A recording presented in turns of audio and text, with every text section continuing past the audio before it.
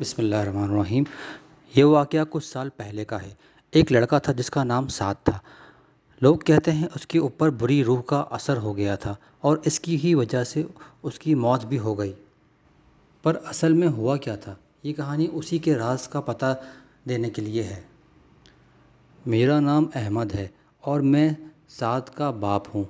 ہمارے گھر کے بالکل پیچھے ایک بہت ہی پرانا قبرستان ہے، انگریزوں کے دور کا، جہاں آج بھی ان کی باقیات پرانی قبریں موجود ہیں۔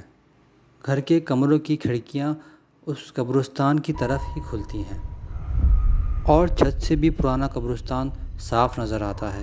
سعد کے کمرے کی ہوا بھی وہیں سے گزرتی تھی۔ اس رات کچھ 2:30 کا وقت تھا۔ سعد اپنے روٹین کے مطابق کتابیں پڑھ رہا تھا۔ اس نے کھڑکی سے باہر دیکھا، ہر طرف سناٹا تھا۔ قبرستان میں عجیب سی خاموشی تھی، صرف کچھ پرندے بے چین ہو کر ادھر ادھر اڑ رہے تھے۔ اچانک سے کچھ کتوں کے زور زور سے بھونکنے شروع ہو کر دیا، جیسے انہوں نے کچھ عجیب دیکھ لیا ہو۔ سعد نے پریشان ہو کر کھڑکی بند کرنے کا سوچا، لیکن اس نے جو دیکھا تو اس کا رنگ ہی اڑ گیا۔ ایک عورت گندی سی چادر میں لپٹی ہوئی قبرستان کی طرف جا رہی تھی اور آس پاس کتے اس کے گرد گھوم رہے تھے۔ سعد کی کیوریوسٹی اور بڑھ گئی۔ وہ چپکے سے گھر سے نکل گیا اور اس عورت کے پیچھے جانا شروع کر دیا۔ وہ عورت تو اندر تک قبرستان میں چلی گئی تھی۔ سعد کا دل گھبرا رہا تھا، لیکن اس نے پیچھا چھوڑنا ٹھیک نہ سمجھا۔ جب وہ اس عورت کے قریب پہنچا، اس نے پوچھا، "تم کون ہو؟ اور عورت کہ اس وقت یہاں کیا کر رہی ہو باجی؟"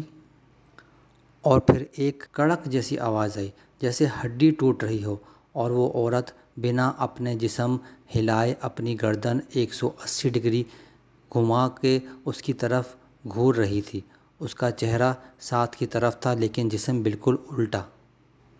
یہ دیکھ کر سعد کے ہوش اڑ گئے۔ وہ چلاتا ہوا بھاگا۔ جب قبرستان کے گیٹ تک پہنچا تو پتھر سے ٹکرا کر گر گیا اور سر پر چوٹ لگنے کی وجہ سے وہ وہیں بے ہوش ہو گیا۔ صبح جب میں نے دیکھا تو میرا بیٹا سعد زمین پر گرا ہوا تھا۔ میں اسے گھر لے آیا۔ جب ہوش آیا تو اس نے سب کچھ بتایا۔ اس دن کے بعد اس کی طبیعت بگڑنا شروع ہو گئی۔ اس پر عجیب و غریب حالت آنے لگی۔ وہ کہتا کہ اس کے کمرے کی چھت سے خون ٹپک رہا ہوتا ہے۔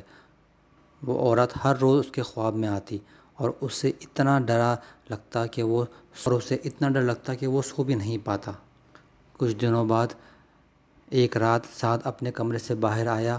اس کے کپڑے گندے تھے اور ہاتھوں پہ ناخنوں کے گہرے نشان تھے، جیسے